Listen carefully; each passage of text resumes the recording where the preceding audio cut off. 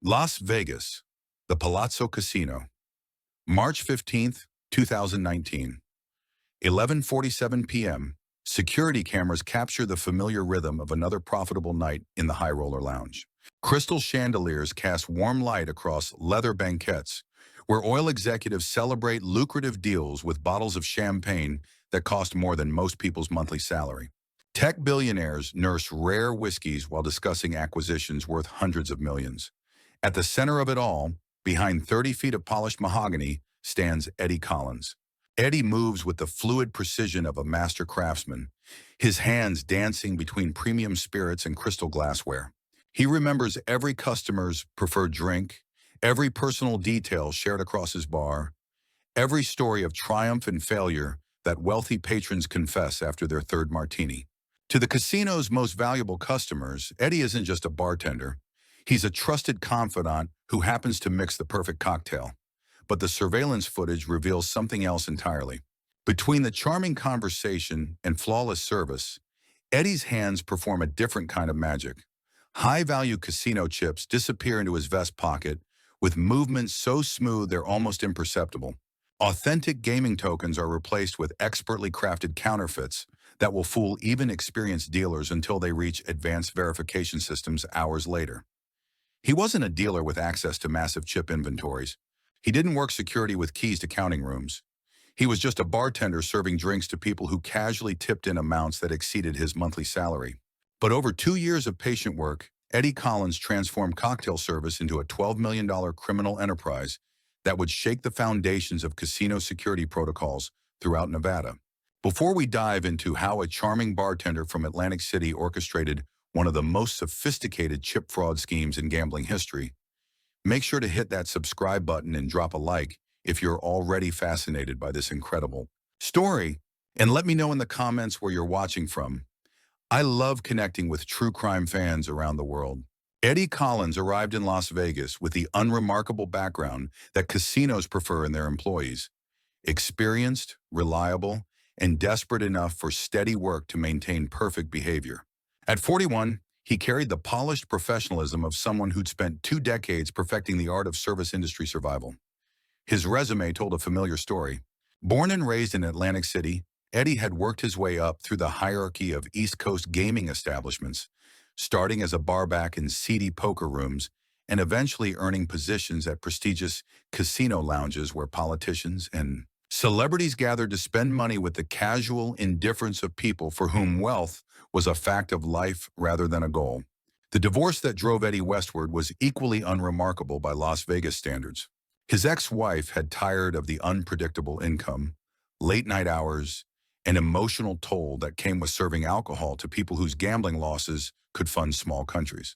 She'd taken their modest savings and their teenage daughter to Florida, leaving Eddie with alimony obligations and the kind of financial pressure that made steady employment essential rather than optional. Las Vegas offered Eddie a fresh start in an industry that valued experience above all else. The Palazzo Casino hired him based on recommendations from Atlantic City colleagues and his demonstrated ability to handle high-pressure situations with grace. His starting position at the High Roller Lounge represented the pinnacle of bartending careers, serving the wealthiest customers in the most exclusive environment that the gaming industry offered. Eddie's one-bedroom apartment off the Strip reflected his priorities. Furnished with basic necessities and decorated with the impersonal efficiency of someone who spent most of his waking hours at work, it served as little more than a place to sleep between shifts. His 2014 Honda Civic was reliable transportation rather than a status symbol. His wardrobe consisted primarily of the black slacks and white shirts required by casino dress codes. To his co-workers, Eddie represented the ideal service professional. He arrived early, stayed late, and volunteered for extra shifts that others avoided. His customer service was legendary. Wealthy patrons specifically requested his section, knowing that Eddie would remember their preferences, anticipate their needs, and provide the kind of personalized attention that made them feel valued rather than simply processed. But Eddie's greatest asset was his invisibility. Despite his charm and professionalism, he remained essentially background scenery in the lives of customers whose net worth exceeded the GDP of small nations. They confided in him, tipped him generously, and trusted him with access to their private conversations and financial transactions. Yet they saw him as a skilled service provider, rather than a complete person with his own ambitions and frustrations. This invisibility would prove to be the foundation of Eddie's criminal career. The Palazzo's High Roller Lounge operated according to protocols designed to provide maximum convenience for customers whose time was literally worth millions. Wealthy patrons didn't carry cash. They used casino chips as currency for all transactions within the resort, from restaurant bills to spa services to the premium cocktails that Eddie served nightly. The system was elegant in its simplicity. Customers arriving at Eddie's bar would place high-value chips on the mahogany surface to pay for drinks, meals, or entertainment. Eddie would log these transactions into the casino's computer system, generating comp credits that allowed patrons to charge expenses to their casino accounts. The physical chips were then supposed to be collected and transported to the cashier cage for official counting and reconciliation. But the reality of high-volume service created gaps between official procedures and actual practice. During busy periods when Eddie might serve hundreds of customers per shift, the precise tracking of individual chip transactions became secondary to maintaining customer satisfaction. Wealthy patrons expected immediate service, not bureaucratic delays while bartenders verified chip authenticity or waited for cage approval of transactions. Eddie discovered that most chip reconciliation occurred at the end of each week, when casino accounting staff would compare electronic transaction records with physical chip counts from various departments. Small discrepancies were common and usually attributed to counting errors, customer disputes, or the general chaos of managing thousands of individual transactions across multiple shifts. More importantly, Eddie realized that the casino's anti-fraud systems focused primarily on preventing customers from introducing counterfeit chips, not on detecting internal theft by trusted employees. Security measures that scrutinized every chip entering the casino through customer transactions provided minimal oversight for chips moving through internal service transactions. The insight that would eventually cost the Palazzo $12 million came to Eddie during a particularly busy evening in December 2018. A petroleum executive celebrating a successful merger had casually placed a $25,000 chip on the bar to pay for drinks that cost less than $200. Eddie processed the transaction, provided change in smaller denomination chips, and sent the high-value chip to the cage for counting. But the executive was too intoxicated to notice exactly which chips he received as change, and too wealthy to care about the specific denominations involved. He trusted Eddie to handle the transaction honestly and focused his attention on the celebration rather than the paperwork. For several minutes, Eddie held $25,000 in negotiable casino currency while serving a customer who had no realistic ability to verify the transaction's accuracy. The realization of this vulnerability was both exciting and terrifying. Eddie understood that he'd identified a potential theft method that could generate more money in a single transaction than he earned in months of legitimate work. Eddie's initial experiments with chip theft were cautious to the point of paranoia.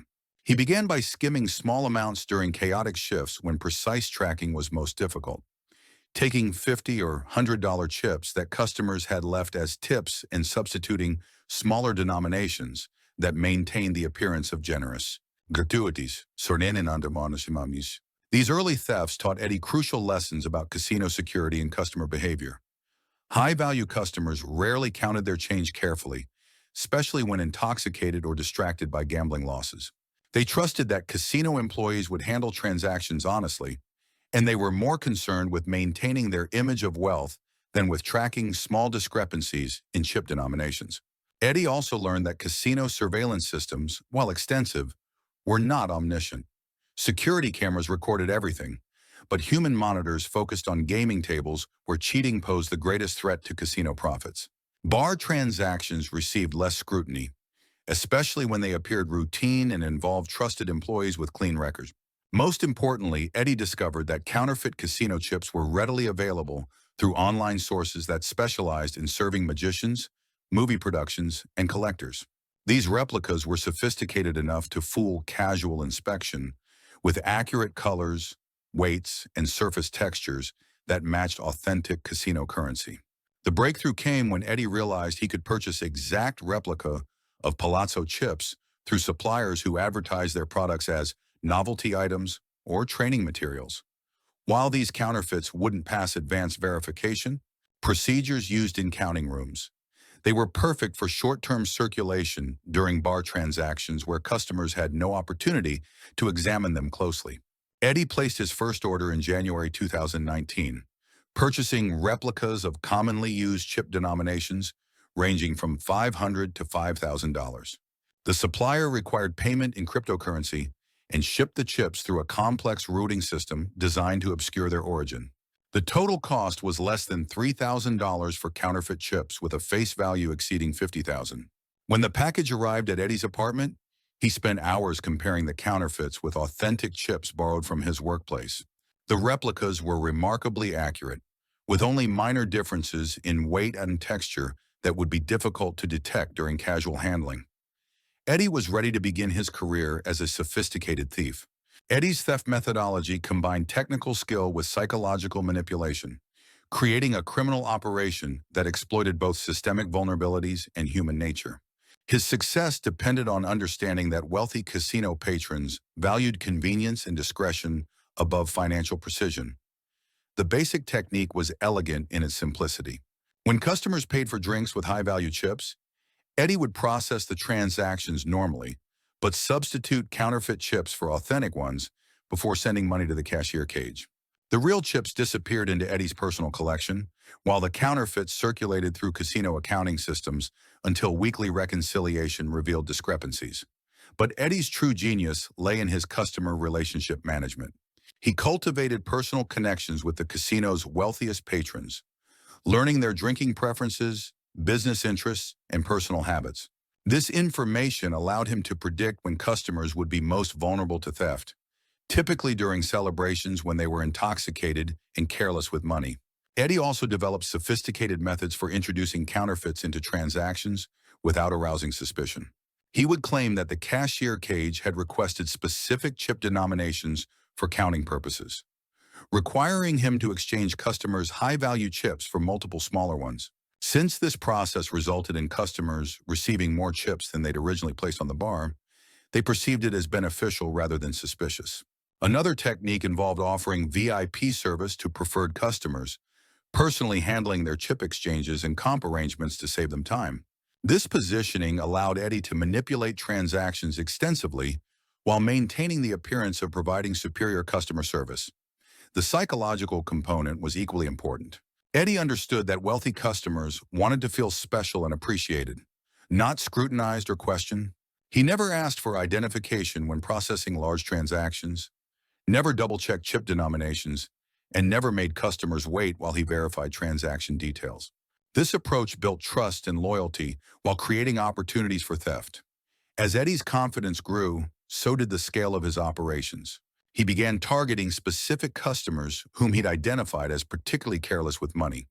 Tech entrepreneurs who treated million-dollar poker losses as business expenses, oil executives who tipped in amounts that exceeded most people's, salaries and trust fund heirs who had never learned to associate money with effort. These high-value targets allowed Eddie to steal thousands of dollars in single transactions while maintaining the appearance of routine service. A petroleum executive celebrating a successful acquisition might casually place multiple high-value chips on the bar without tracking exactly how much money he'd committed to spending on drinks. By the summer of 2019, Eddie's theft operation had evolved from opportunistic skimming to systematic fraud, generating hundreds of thousands of dollars per month. The volume of stolen chips exceeded what he could safely launder through personal gambling, requiring him to develop a network of accomplices and money conversion methods. The key breakthrough came when Eddie recruited Maria Santos, a friend who worked in the casino's cashier cage. Maria had access to chip counting and verification procedures, allowing her to identify which counterfeit chips were likely to be detected during weekly reconciliation processes. Maria's role was crucial but carefully limited. She would alert Eddie when specific counterfeit chips were scheduled for detailed examination, allowing him to avoid using replicas that might not pass advanced verification. In exchange, Maria received a percentage of Eddie's profits and the promise that she would never be directly implicated in the theft operation. The partnership allowed Eddie to operate with much greater confidence and scale. Instead of stealing hundreds or thousands per shift, he could target specific high-value transactions that generated tens of thousands in a single evening. His weekly take approached $200,000 during peak periods when wealthy customers were most active. But the volume of stolen chips created new challenges. Eddie needed methods for converting authentic casino currency to usable cash without triggering anti-money laundering systems designed to detect suspicious financial activity. Eddie's solution was brilliantly simple. He established a routine of visiting smaller casinos throughout Las Vegas, cashing in modest amounts of chips while maintaining the appearance of a recreational gambler. No single transaction was large enough to require reporting, but the cumulative effect allowed him to convert hundreds of thousands in stolen chips to legitimate currency. He also discovered that off-strip establishments were less rigorous about verifying chip authenticity, particularly for transactions involving common denominations that circulated freely throughout the Las Vegas gaming market. These venues provided outlets for disposing of counterfeit chips before they could be identified and traced back to their source. To further obscure his money laundering activities, Eddie began using sports betting kiosks throughout the city. He would place small bets using stolen chips, then collect winnings in cash that appeared to be legitimate gambling profits. This technique created a paper trail suggesting that Eddie was simply a lucky bettor rather than a sophisticated thief. The sports betting approach was particularly effective because it explained Eddie's apparent wealth without requiring him to claim unrealistic gambling success. A bartender who occasionally won significant amounts through sports wagering was believable. A bartender who suddenly had access to hundreds of thousands in unexplained cash would attract immediate investigation. Eddie's most valuable target was Dr. Richard Kellerman, a pharmaceutical executive whose biotech company had recently gone public in one of the year's most successful IPOs. Dr. Kellerman celebrated business successes at Eddie's bar 2 or 3 times per month, typically spending between $50,000 and $100,000 per visit on drinks, meals, and entertainment for clients and associates. Dr. Kellerman represented everything Eddie had learned to exploit in wealthy casino patrons. He was generous with tips, careless about transaction details, and sufficiently intoxicated during most visits that he rarely questioned Eddie's handling of chip exchanges or comp arrangements. More importantly, Dr. Kellerman trusted Eddie completely. After months of personalized service, the pharmaceutical executive viewed Eddie as a personal friend rather than a casino employee. He would often arrive at the bar specifically to update Eddie on business developments, family news, and personal achievements. This relationship allowed Eddie to steal with remarkable boldness. During Dr. Kellerman's celebration of a major FDA approval in September 2019, Eddie successfully substituted counterfeit chips worth over $75,000 while maintaining normal conversation about the pharmaceutical industry's regulatory challenges. Dr. Kellerman not only failed to notice the theft, he increased Eddie's tip by $10,000 to express appreciation for taking care of everything during the evening's celebration.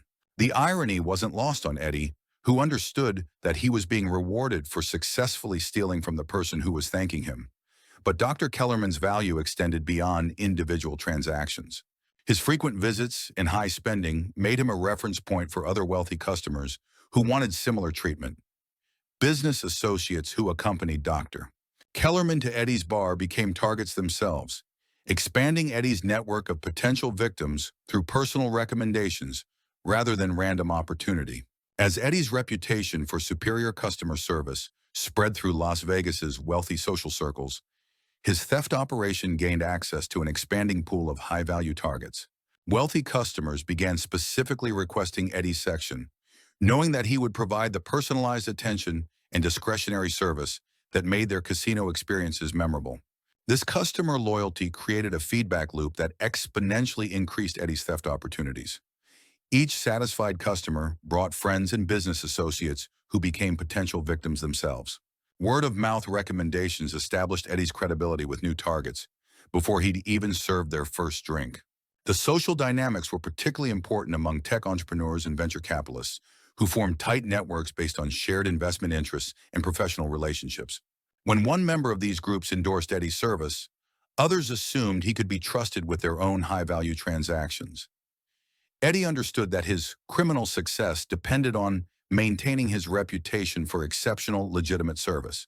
He never shortchanged customers on drink quality, never ignored requests for special accommodations, and never failed to remember personal details that made patrons feel valued.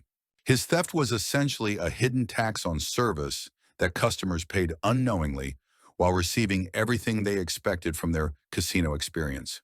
The psychological component was crucial. Eddie's victims weren't random targets. They were carefully cultivated relationships built on months of genuine professional interaction. This foundation of trust made theft possible while ensuring that customers had no reason to question Eddie's integrity, even when they might notice minor discrepancies in their financial transactions. Eddie's downfall began with a quality control problem that he couldn't predict or prevent. In November 2019, the Bellagio Casino's cashier cage noticed an unusual number of $5,000 Palazzo chips in their daily deposits, chips that should have remained within the Palazzo's internal circulation rather than migrating to competitor casinos. The discovery triggered inter-casino communication that revealed similar patterns at other Las Vegas establishments. High-value Palazzo chips were appearing throughout the city's gaming market in quantities that exceeded normal customer movement between casinos. More concerning was the fact that many of these chips failed advanced verification procedures when subjected to ultraviolet examination. The counterfeits were sophisticated enough to fool routine handling, but contained subtle flaws in materials and manufacturing that became apparent under laboratory conditions. The pattern suggested systematic fraud rather than isolated customer counterfeiting.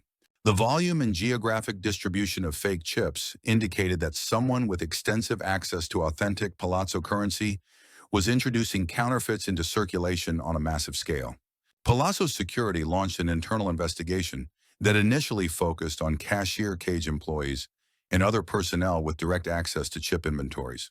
But computer analysis of transaction records revealed that the highest concentration of problematic chips originated from bar and restaurant transactions rather than gaming table operations. Further investigation identified specific shifts in service areas where counterfeit chips were most commonly detected. The pattern pointed unmistakably to Eddie Collins and the High Roller Lounge where he'd worked for nearly 2 years. Security footage exposed Eddie's scheme in detail. Cameras showed him swapping counterfeit chips during transactions, a pattern only clear under review. Investigators linked him to dozens of thefts totaling nearly $12 million over 2 years. Financial records traced his laundering methods, converting chips at multiple casinos, using sports betting kiosks, and relying on small dealers across Las Vegas. Evidence also implicated Maria Santos, whose unauthorized database checks consistently aligned with Eddie's biggest thefts. Worst of all, over 200 patrons were defrauded, many high-value customers, losing amounts from hundreds to tens of thousands, leaving the casino with a deep breach of trust. On March 12, 2020, days before security was set to confront Eddie with proof of theft, he vanished. His last shift ended at 2:30 a.m., with cameras recording him leaving in his Honda Civic. It was the final confirmed sighting. His apartment appeared orderly, bills were paid, and his car was later found at McCarran Airport. But no tickets existed under his name. Investigators concluded he'd planned his escape for months. He had sold belongings, closed accounts, and converted stolen funds into portable assets. Despite global efforts, no trace of Eddie surfaced. Searches in Asia, Europe, and Latin America turned up nothing. The most chilling theory, Eddie never left the U.S., instead creating a false identity and vanishing into ordinary life.